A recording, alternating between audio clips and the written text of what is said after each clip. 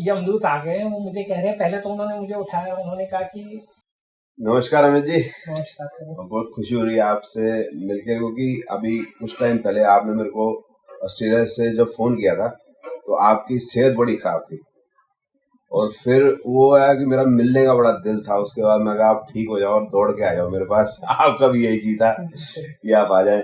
और एक ना पिछले कई सालों से हमारे बीच में एक बॉन्ड बन गया है, जो वो एक ऐसा है कि मतलब अगर आपका हालचाल मुझे ना मिले तो मेरे को थोड़ी जो है ना तकलीफ से होने लग जाती है, क्योंकि आपकी तबीयत थोड़ा ढीली रहती है।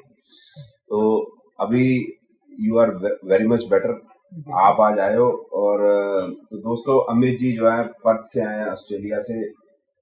8 तारीख को मेरे पास आना चाह रहे थे, लेकिन ये उतरे रात को लेट। तो कल जो है मुझे कहीं जाना था, तो आज फिर सुबह आए हैं। तो अमित जी के बारे में बता दूं, अमित जी पर्थ में रहते हैं, तो मेरी इनसे बातचीत होती रहती थी। तकरीबन 8-10 साल हो गए। अमित जी बताएंगे, एग्जैक्ट मैं भूल जाता हूँ। तो ये वीडियो मेरी सुना करते थे यूट्यूब पे। फिर ये एक दो बार मैंने इनको कहा भी, तब इनको शायद मतलब जो है वो चीज इतनी सीरियसली उन्होंने ली नहीं।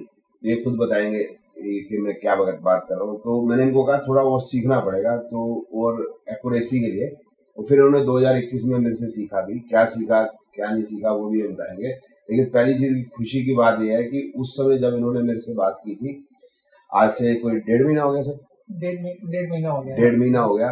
तो ये मतलब हालात इनके ये थे, हॉस्पिटल में थे कि आज गए तो कल गए। तो उस पे भी आएंगे कि उस समय पे इनके क्या भावनाएं चल रही थी। तो पहले वहीं से शुरू कर लेते हैं।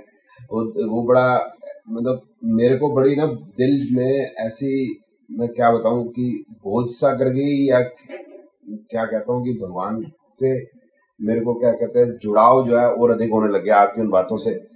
तो अमित जी से सुनते हैं कि वो बीमार हुए, पर्थ में हॉस्पिटल में थे, और उन्होंने मेरे को फोन किया। तो क्या बात इन्होंने मेरे को कही। सर हमारी जब ये क्या कहते हैं, ये 19 मई की बात है मेरे ख्याल से। 19 मई को पहले मैंने आपको मैसेज किया था। उस टाइम पर मैं बोल नहीं सकता था कि मेरे को लंग्स का इन्फेक्शन इतना ज़्यादा हो चुका था उस टाइम पर कि अगर मैं कुछ बोलता था या एक बूंद पानी के अंदर चला जाता था तो सांस ऐसी चढ़ती थी कि खांसी आना शुरू हो तो आधे घंटे के लिए तो वो हो गई। और वो फिर नॉर्मलाइज करने के लिए नेबुलाइजर और वो सब, तब ऑक्सीजन पाइप्स वगैरह सारी लगी हुई थी। 20 तारीख को मेरे ख्याल से मैं नॉर्मल हुआ था। तब तक 19 को मैंने आपको व्हाट्सएप कर दिया था कि सर आप ही बचा लाए वापस। वो कैसे हुआ वो मैं अभी बताता हूँ। 20 तारीख को मेरी आपसे बात हुई, 21 तारीख को फिर दोबारा बात हुई थी हमारी। तो तब तक तो सब ऑलमोस्ट ये हो गया था कि हाँ बच गए। वरना 18 को था फ्राइडे, 18 मई को था फ्राइडे, 19 को था अपना सैटरडे, संडे, मंडे, ट्यूसडे सुबह मुझे पता चला था कि नहीं भैया अभी बच गए हैं। 19 तारीख सुबह डॉक्टरों को भी पता चला था कि नहीं भैया बच गए हैं। तो 18 को क्या हुआ था?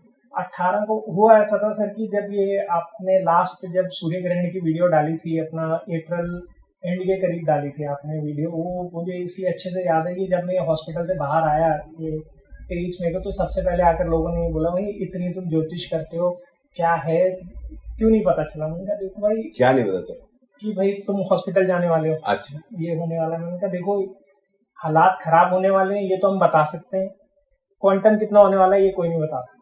उनका और 9 हम आपने न्यूमरोलॉजी सिखाई है, उसके अंदर 9-4 या 9-9 जब भी मेरा लगता है तो पिछले 5 साल से हो ही रहा है कि मैं हॉस्पिटल चक्कर लगा रहा हूँ। उससे पहले का मुझे इतना ध्यान नहीं है कि उन पीरियड्स में हुआ क्या।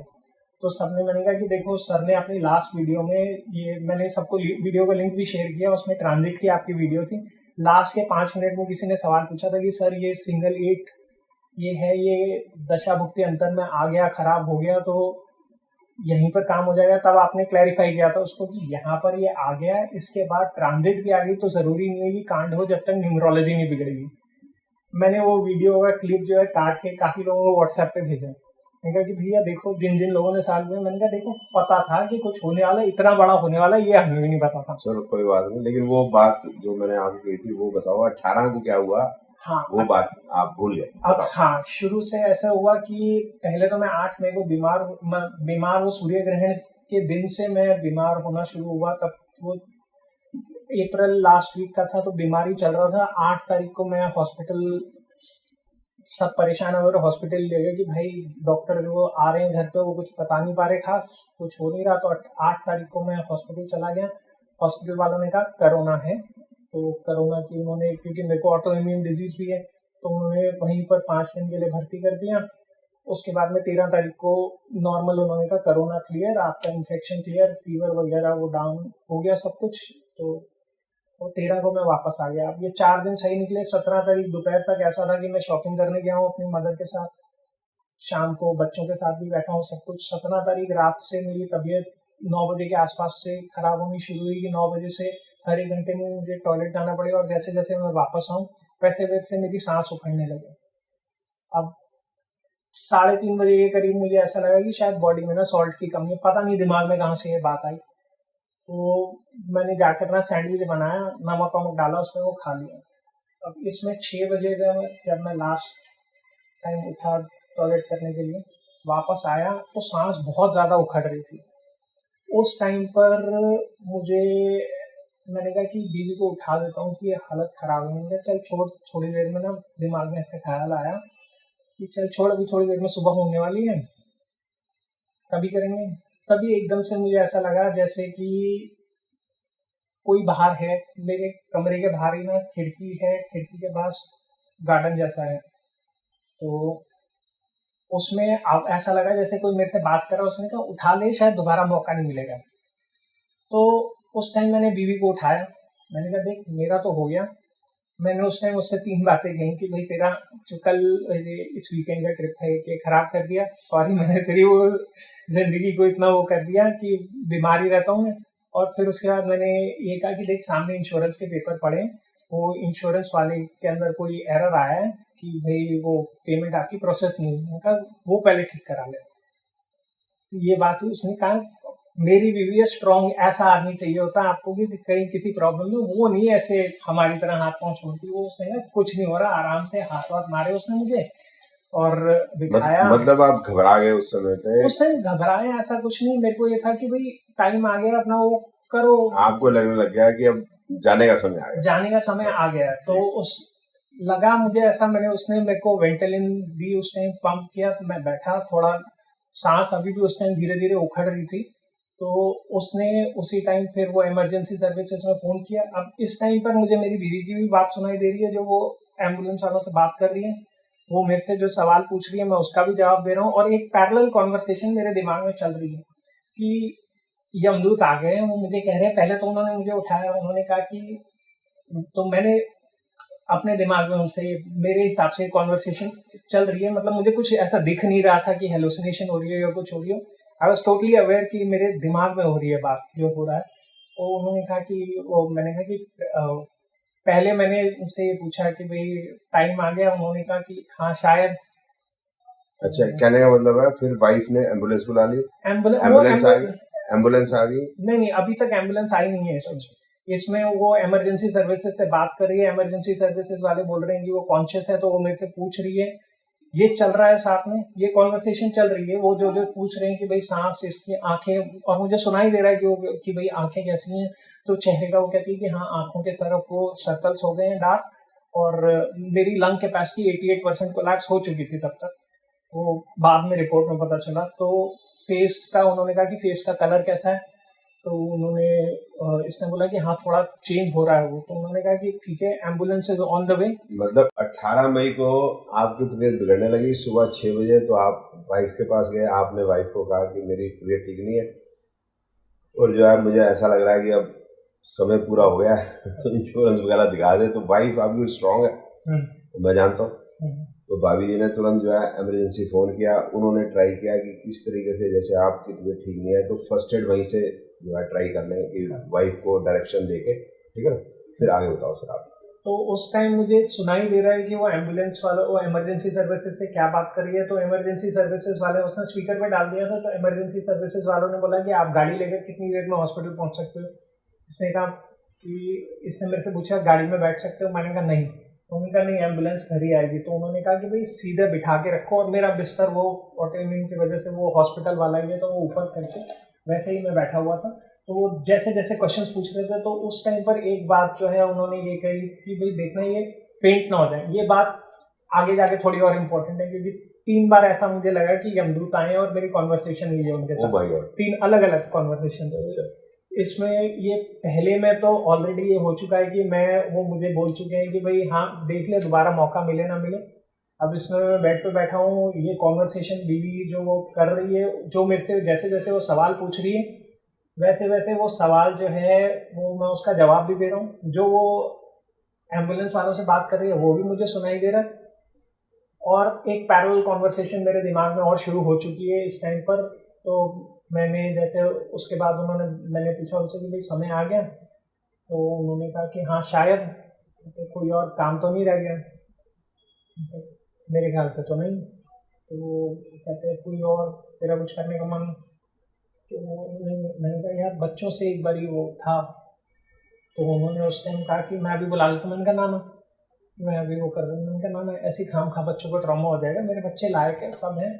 और बच्चों ने भी देखा है कि पापा बीच बीच में हॉस्पिटल जाते रहते हैं, अभी 1 हफ्ता पहले हॉस्पिटल से रिलीज होके आए हैं, तो कोई ऐसा वो था नहीं। फिर उन्होंने कहा माँ बाप, मैंने कहा जब तक मैं था तो माँ बाप का ख्याल, मैंने कहा अभी पीछे से वाइफ और छोटा भाई भी नहीं है, तो वो सब उनका वो चैन से सो रहे, उन्हें चैन से सोने, वो दूसरे कमरे में उस साइड पे वो थे। अब इसमें इन्होंने फिर कहा मुझे कि चलें, तो चलें, चलो।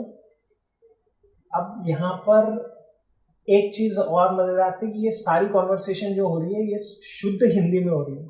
इसमें काफ़ी ऐसे शब्द अभी भी हैं जो मुझे याद नहीं कि मैंने कहाँ सुने हैं, क्योंकि है तो मेरे दिमाग में ही सारे, ये मुझे अवेयरनेस है कि मेरे दिमाग में है। इसमें एक चीज़ मेरे दिमाग में बैठी है कि मुझे फेंट नहीं होना, तो और दूसरा ये कॉन्वर्सेशन हो गई है एम्बुलेंस का, मुझे पता है कि 15 मिनट में आ रही है, क्योंकि उन्होंने कहा एम्बुलेंस इज 15 मिनट्स आउट। अभी इतनी देर में मेरे डैडी भी आ गए हैं इसमें रूम में, तो मुझे वो भी पता है कि वो वहाँ हैं। और अब कॉन्वर्सेशन नेक्स्ट लेवल पे पहुँच गई, तो उन्होंने कहा कि आंखें बंद कर ले अपनी, जो आवाज़ मेरे दिमाग में है उसने कहा आंखें बंद कर ले। तो इस टाइम पर मतलब इससे पहले जो था मेरे को था कि हाँ हो गया, अभी चल हो गया अपना टाइम, आंखें बंद कर ले। इसमें मैं थोड़ा सा अटका, मतलब कि मेरे दिमाग में कुछ एक डाउट सा, पता नहीं क्या हुआ।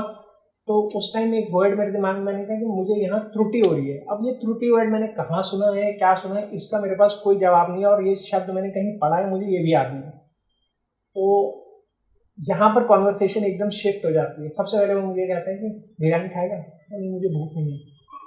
उसके बाद ऐसी ना 2-4 चीज़ें, मतलब 50 चीज़ें उन्होंने मुझे ऐसी ऑफर की कि ये खाएगा। मैंने एक टाइम पर मैं पक सा गया, इरिटेट सा हो गया। मैंने दिमाग में चल रहा था कि कोई कह रहा है कि बिरयानी खाएगा, ये खाएगा, वो खाएगा, और इसमें चीज़ें वो आ रही हैं। पहले मैंने कहा कि देख मेरी सांस चढ़ रही है, मेरे से बात नहीं कीजिए। कहते मेरे से बात करने के लिए तुझे सांस की और समय की जरूरत नहीं है, तसल्ली से वो कर। तो उस टाइम में कॉन्वर्सेशन जो है यहाँ से मेरे ख्याल से, मुझे नहीं पता है कि पैरेलल में जो आवाज़ आ रही थी वो पहले की थी या ये सिर्फ एक वो माइंड में जो चीज़ें होती हैं वो काफ़ी फास्ट पेस पे रियल लाइफ से होती हैं, तो वो कहाँ हो रही है इस पॉइंट पे मैं ब्लैंक हूँ। तो मेरे ख्याल से 30-40 चीज़ें तो ऐसी थी मेरी, मतलब बचपन से जो उन्होंने ऑफर की, और मुझे एक्चुअली याद है कि हाँ ये चीज़ें मेरे दिमाग में उस टाइम आई। और भी काफ़ी सारी ऐसी चीज़ें ना, और ये सब जब मैं हॉस्पिटल पहुंचा तो मेरे हिसाब से तो उस टाइम तक मेरा टाइम आ गया, मैं ओवर टाइम में चल रहा हूँ, तो मैंने ये सब ना चांस से लिख लिया था उस टाइम। मेरे हिसाब से तो मैं लिविंग वो अपनी वो पता नहीं क्यों मैंने हॉस्पिटल में बैठे बैठे लिख लिया था। हाथ तो चल रहे थे, सांस नहीं चल रही थी वो। अच्छा, फिर आप हॉस्पिटल पहुंच गए?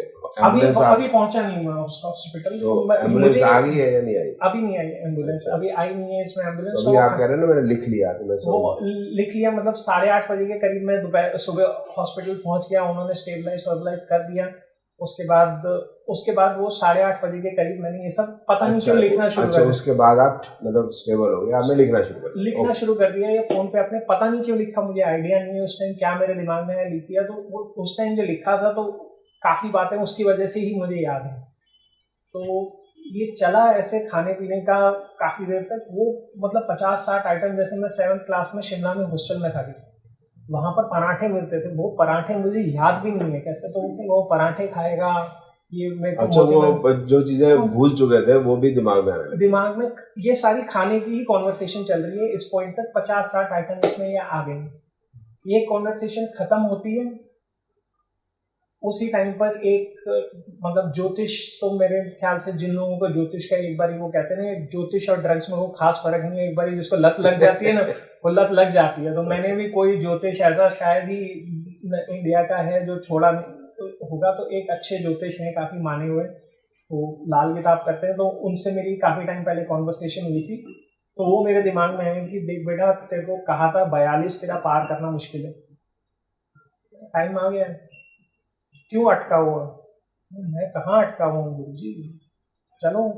कहते देख, मेरे घर पे कंस्ट्रक्शन भी चल रही है, क्योंकि वो मेरे को चलने में मुश्किल है, तो उसकी वजह से काफ़ी चेंजेस वगैरह हो रहे हैं घर में। तो जब मैं वापस आया हॉस्पिटल से पिछली बारी 13 तारीख को, तो जो कंस्ट्रक्शन वाले हैं उनके 2 बड़े बड़े काले कुत्ते बाहर बंधे हुए, मतलब वो अच्छे, वो भौंक वौंक नहीं, वो नॉर्मल जो कुत्ते होते हैं अच्छे, वो बंधे हुए थे। कहते देख, तेरी केतु की महादशा चल रही है, वैसे भी बाहर 2 काले के कुत्ते हैं, यमदूत तुझे खुद इतनी इज्जत से लेने आए हैं, ये खाम खाम है वो टाइम पास क्यों कर रहा है और क्यों अटका हुआ हूँ? मैं कहाँ कर रहा हूँ? कहते तुझे पहले ही समझाया था कि 42 के बाद तेरा कुछ हो नहीं सकता है, 42 पार करना तेरा मुश्किल है। अभी आपकी क्या एज है? अब मैं 43 कंप्लीट होगा। उस टाइम मेरे दिमाग में ये बात नहीं है कि 42 तो निकल चुका है। चलो ठीक है, हर एक किसी का अपना वो होता है। तो 42 पार करना तेरा मुश्किल है, ये हो गया। उन्होंने केतु की जितने भी चीज़ें मुझे पता थी, वो सारी नेगेटिव चीज़ें थी, वो सारी चीज़ें उन्होंने मुझे सुनाई कि देख, केतु है तेरा, केतु राहु शनि की दशा चल रही है, पूरा राकेश तेरा बैठा हुआ है जाने का, इससे अच्छा समय कोई नहीं। आपके दिमाग में चल रही है, ये सब मेरे दिमाग में चल रहा है उस टाइम पर। और ये कॉन्वर्सेशन कुछ मेरे ख्याल से 10 नॉर्मल लाइफ में मेरे ख्याल से 10-15 मिनट का जो लेक्चर उनका चला, उसी टाइम मेरे दिमाग में दूसरे प्रकट हुए आप।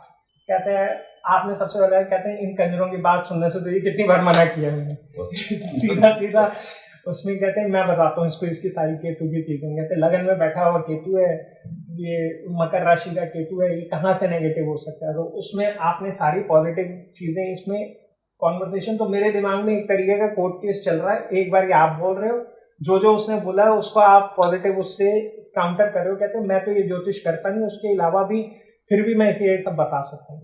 ये सब हुआ, उसके बाद उसी टाइम उन्होंने कहा ये सारी बकवास छोड़ो, आप देखो आपके सामने पैरामेडिक्स बैठे हैं, आप आंखें खोलो, आपके सामने पैरामेडिक्स बैठे हैं। इस टाइम पर जब मैंने अपनी आंखें खोली तो फिजिकली मेरे मुंह पे ऑक्सीजन लग चुका था। बाहर सुबह हो चुकी थी, क्योंकि पर्दा खुलता है मेरे कमरे का, तो उसमें सुबह हो चुकी थी। 2 पैरामेडिक्स बैठे थे, वो चेस्ट पे मेरे वो कर रहे थे। मुझे ये पता नहीं चला कि वो कब आए, कब उन्होंने ऑक्सीजन लगाई, कब क्या किया। यहाँ पर उन्होंने मुझे स्टेबलाइज कर दिया।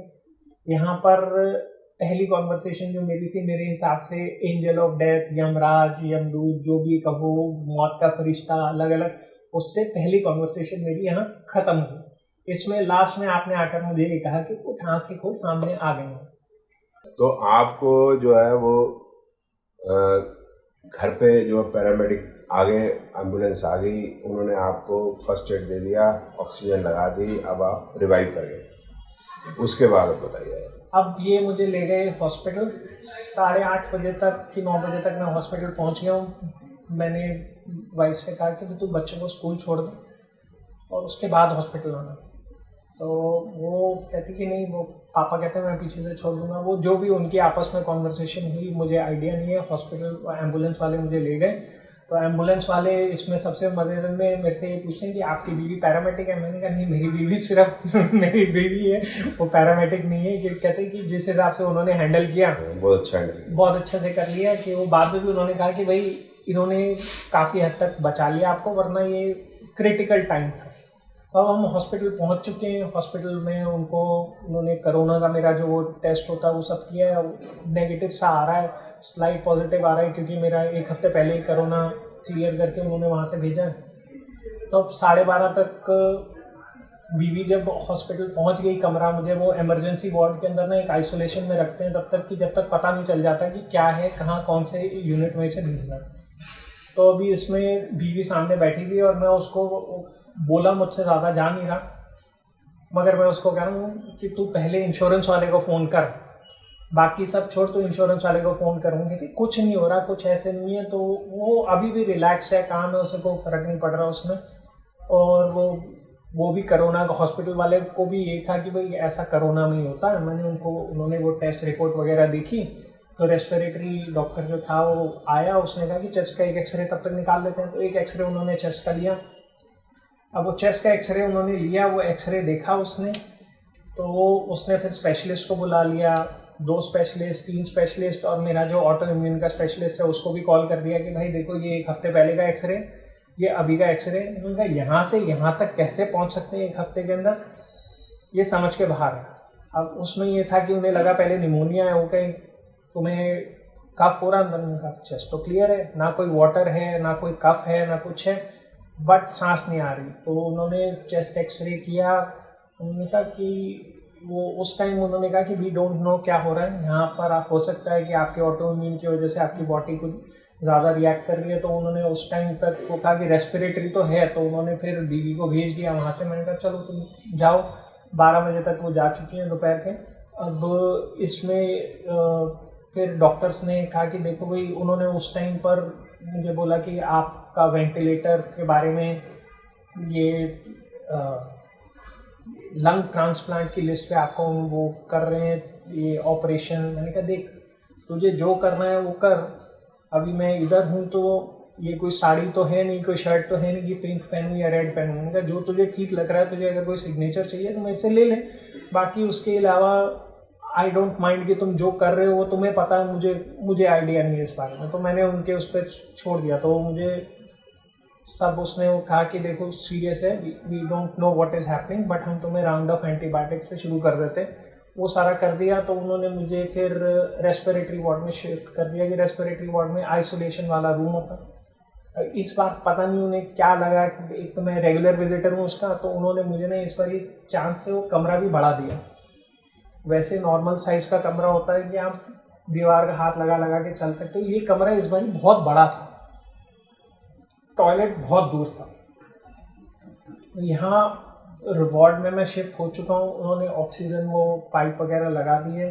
अब इसमें ये है कि उन्होंने कहा कुछ खाया है, सुबह जब एम्बुलेंस आई थी तो उन्होंने कहा कुछ खाया, मैंने फिर सारे खाने के पीछे पड़े हुए। उन्होंने शुगर टेस्ट की तो उस टाइम शुगर काफ़ी लो हो गई थी, तो उन्होंने वहाँ कुछ खिला दिया था। इस टाइम पर भी खाने में मुझे कोई प्रॉब्लम नहीं हो रही, मगर मैं एक घूंट भी पानी पी रहा हूँ तो खांसी एकदम से शुरू हो रही है, सांस चढ़ना शुरू हो जाती थी इसमें।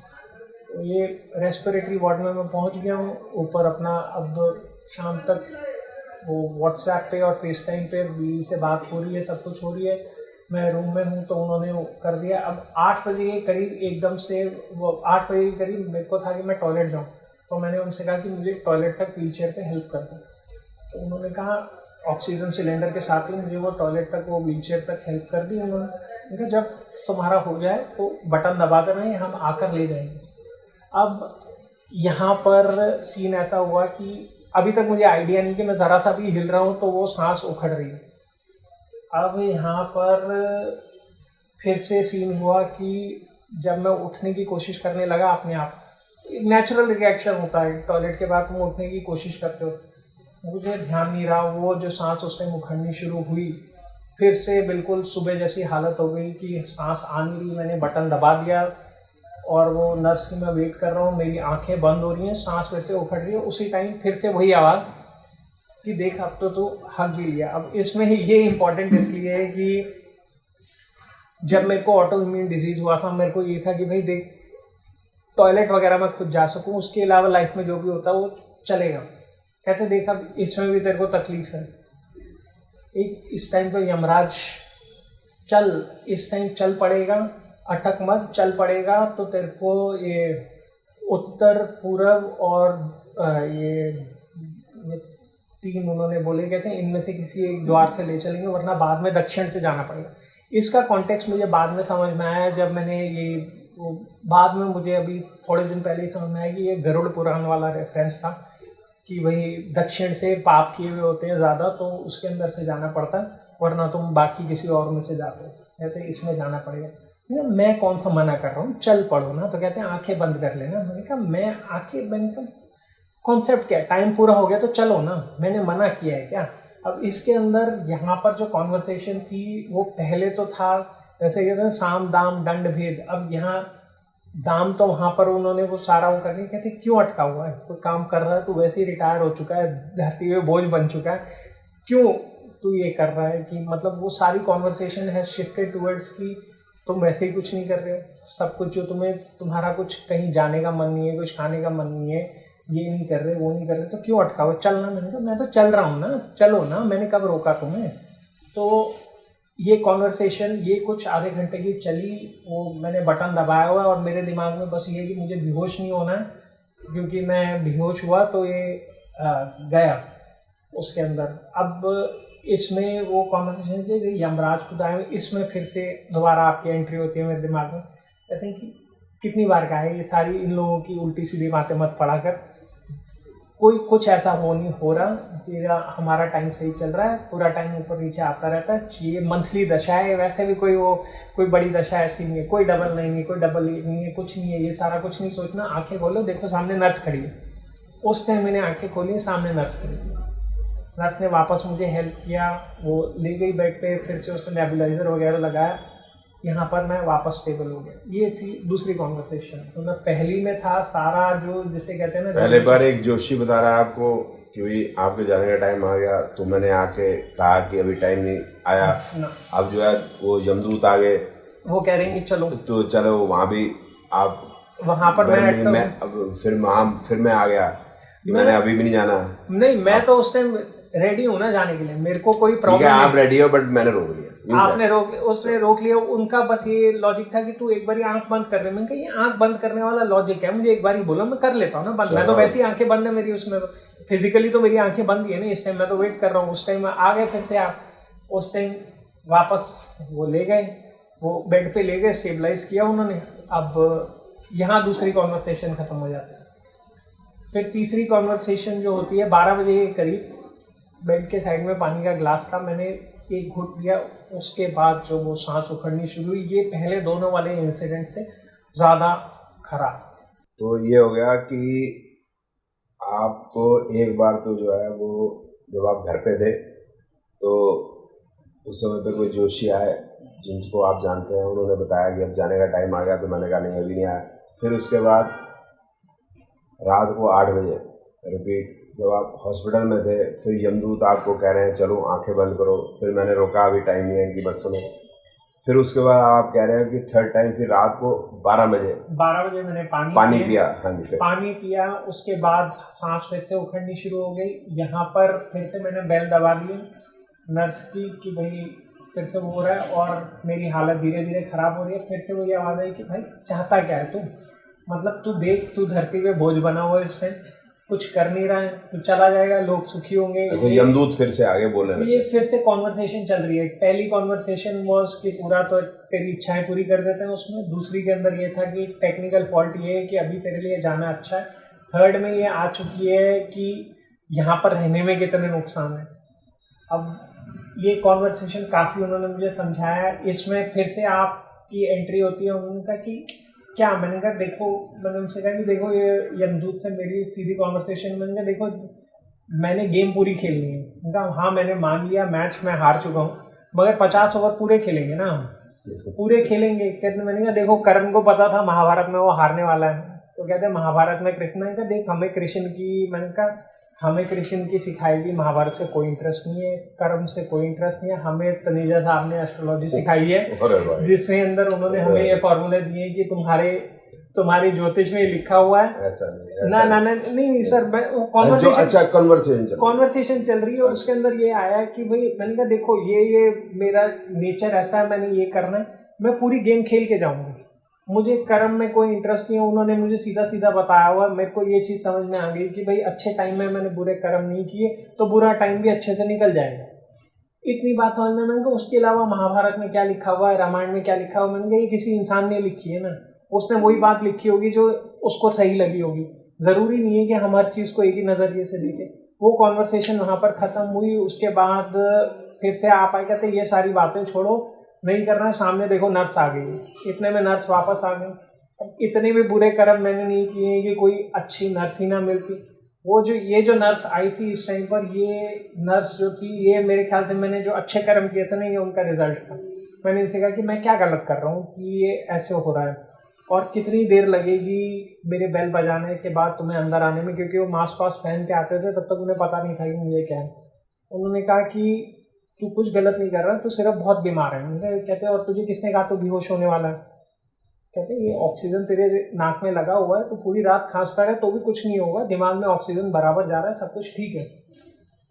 यहाँ मेरी आंखों में आगे चमकने लगा, ठीक है अभी आने दो, हम लोग को प्रॉपर कॉन्वर्सेशन करते हैं। बट ये लास्ट कॉन्वर्सेशन थी उनके साथ मेरी। ये सैटरडे फ्राइडे नाइट को ये ख़त्म हो गया। अब सैटरडे को सुबह डॉक्टर साहब आए। ये कोई पता, एक हमारे ऑस्ट्रेलिया में ये है कि मंडे टू फ्राइडे आपको ऐसा ट्रीटमेंट मिलेगा वर्ल्ड्स बेस्ट, मतलब आप घर में दामाद जैसे आता है वैसे से। संडे छुट्टी कर देते। सैटरडे संडे तो भाई सरकारी अस्पताल में, इंडिया के गांव के सरकारी अस्पताल में शायद आपका अच्छा इलाज है। सैटरडे को ही डॉक्टर आया, इसने कोई रिपोर्ट देखी। इस टाइम तक मेरा माइंडसेट वैसे ही है कि जाने का टाइम आ गया है, ठीक है। तो वो बता रहा है कि भाई वो, उसने फिर से कहा कि तेरी रिपोर्ट देखी है मैंने, वो कल से ज़्यादा वर्ष हो गई। इस टाइम तक मेरे दिमाग में नहीं है भाई तूने कोई और टेस्ट तो किया नहीं, कैसे हो? उसने फिर वही कहानी सुनाई कि वेंटिलेटर, लंग ट्रांसप्लांट, ये सारा कुछ। मिलकर ठीक है जाने दे। यही डॉक्टर सैटरडे की नाइट ठीक ठाक निकल गई, सब कुछ हो गया। संडे को फिर यही डॉक्टर आया सुबह फाइनल राउंड पे। इसने पता नहीं क्या लिखा उसमें, फिर इसने बोला कल से और तेरी तबीयत खराब हो गई। अब ये दोनों दिन में डॉक्टर, अब चेस्ट का इन्फेक्शन है तो आदमी आकर वो हेडफोन जो लगाता है स्टेथोस्कोप, वो चेक तो करेगा, चेक नहीं किया इस डॉक्टर ने, दूर दूर से बोल के निकल गया। मैंने उस टाइम भी कोई ध्यान नहीं दिया। 2 बजे के करीब, उस दिन मदर्स डे भी था कि अपना 20 मई को ऑस्ट्रेलिया में, 20 मई के करीब यहाँ पर ये दोपहर के 2 बजे के करीब नर्स आई। कहती डॉक्टर ने कहा तुम्हारा ऑक्सीजन लेवल अगर 82 तक भी जाए तो भी चलेगा। उसने मेरा ऑक्सीजन जो मुंह पे लगा हुआ था वो बदल दिया। 6 लीटर पर आवर वाली की जगह 4 लीटर वाला, जो 1 से 4 लीटर वाली पाइप अलग होती है वो लगाई, और oxygen direct 6 litre per hour से काट कर 1 लीटर पर आवर तक कर दिया।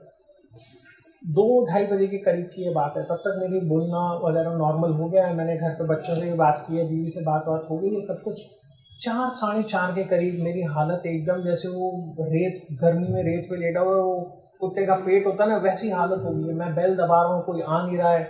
मेरे हाथ से मेरा फ़ोन गिर चुका है, हिल में सकता नहीं हूँ मैं। और रूम इस बार उन्होंने ऐसा दिया है कि वो बड़ा है तो किसी को आवाज़ भी बाहर नहीं जा रही।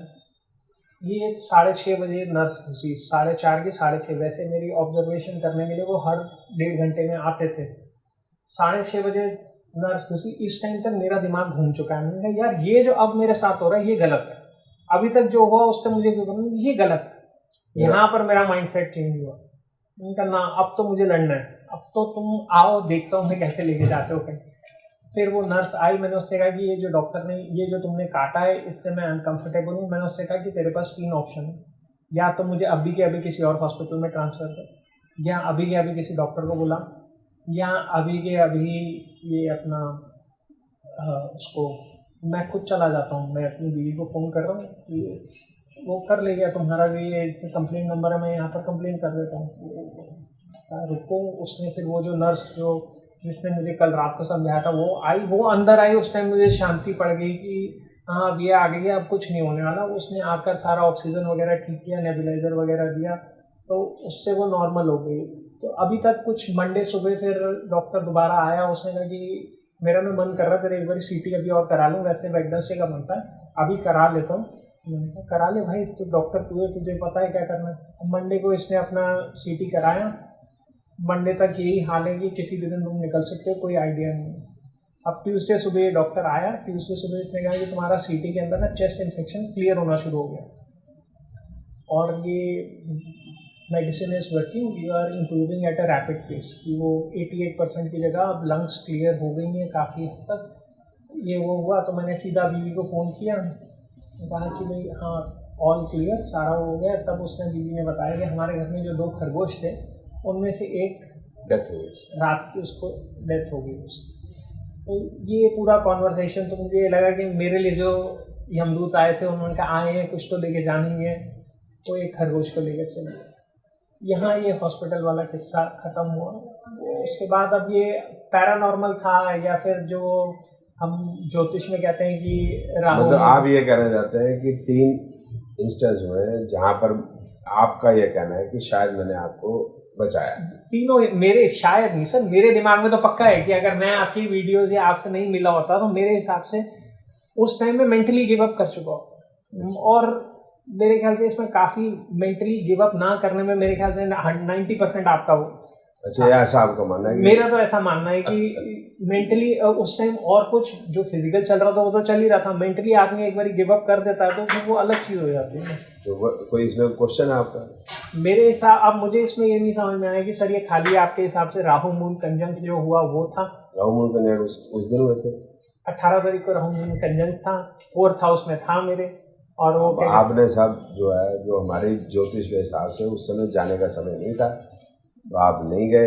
आपके, मुझे ऐसा लगता है कि आपकी आस्था है मेरे मन में, आपके मन में मेरे लिए आस्था है, तो इसलिए आपको लगता है मैंने बचाया। मैंने कोई नहीं बचाया, बचाया ऊपर वाले भगवान ने, यमदूतों को वापस ले लिया, मुझे ऐसा लगता है। वो सर जैसा निकल गया वो टाइम निकल गया, मगर वहाँ न्यूमरोलॉजी का भी वो था कि 9/4 वही, चाहे न्यूमरोलॉजी है, एस्ट्रोलॉजी है, व्हाटएवर जो भी है, जो ये साइंस भी बता रहे हैं कि अभी आपको जाने का समय नहीं था। ये हमारी पहले भी बात हुई थी, इसलिए जो है वो। मगर सर वो कंट्रीब्यूशन तो एक था ना, उसमें ये है ना कि मेंटली अगर एक बार आदमी हार जाता है, हाँ, तो वो ठीक है, वो मेंटली मैं आपके लिए एक स्तंभ हो सकता हूँ, पिलर हो सकता हूँ, वो आपके मन की अपनी भावना, वो बात मैं मानता हूँ। वो तो बिल्कुल था सर, वो उसके बिना तो बहुत मुश्किल हो जाती है। तो ये थी स्टोरी, जो ये मेरे को बताई भी थी सेठी साहब ने।